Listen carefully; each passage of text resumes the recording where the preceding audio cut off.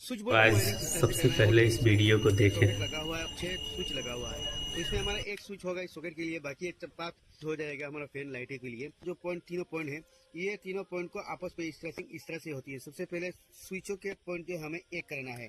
तीनों स्क्रू को यहाँ पर हम सेम इस वायर की, इस तीनों स्विच का जो तीनों नट है हमने ढीला करके रख दिया है, तो पॉइंट को इस तरह से एक कर देंगे। तो ये तीनों नट को हम यहाँ पर कस देते हैं। नट को अच्छी तरह से कस दिया है, देख सकते हैं। तो नीचे वाला जो तीनों स्विच है, तीनों पॉइंट हमने एक कर दिया है। यहाँ पर वायर निकल के हमारा ऊपर की साइड गया हुआ है, ये तीनों पॉइंट को हमने एक कर दिया है। और सॉकेट का लगा देंगे यहाँ पर, इसमें लगा देंगे, देखते हैं। अब ये स्विच दबाने पर इस सॉकेट में हमारा फेज लाइन जाएगा।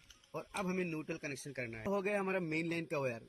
तो मेन लाइन का वायर कहाँ पर लगाएगा? रेड वायर को हमें स्विच की, ये जो 6 पॉइंट आपस में एक किया हुआ है, इनमें से किसी भी एक पॉइंट में हमें इस तरह से मेन लाइन को लगा देना है। जैसे फेज वायर को देख सकते हैं, लगा दिया है। न्यूट्रल वायर हमारे जाके सॉकेट की इस पॉइंट में लगेगा। तो हमने सॉकेट की इस पॉइंट में लगा दिया है। इस वायर में हम मेन सप्लाई देंगे। हो गया दूसरा वायर। ये वायर हम किसी भी एक बल्ब या फैन के लिए ले लेंगे। मान लीजिए ये हमारा हो गया लाइट का कनेक्शन। हमें किसी भी स्विच की एक पॉइंट, तो स्विच के ऊपर वाले पॉइंट में, तो माइनस जो पॉइंट है यानी न्यूट्रल, इस पॉइंट को हम सॉकेट के इसमें लगा देंगे। दूसरे बल्ब या लाइट का कनेक्शन करने के लिए सेम न्यूट्रल वायर को यहाँ पर ज्वाइन करेंगे और स्विच के ऊपर वाले पॉइंट में दूसरा वायर ज्वाइन करेंगे। सेम उसी तरह फिर और एक लाइट के लिए वायर लेना है, न्यूट्रल वायर को यहाँ ज्वाइन करेंगे और इसकी ये जो स्विच है इसके ऊपर ज्वाइन करेंगे। इतने भी अब कनेक्शन करेंगे, सेम ही इसी प्रोसेस से होगा।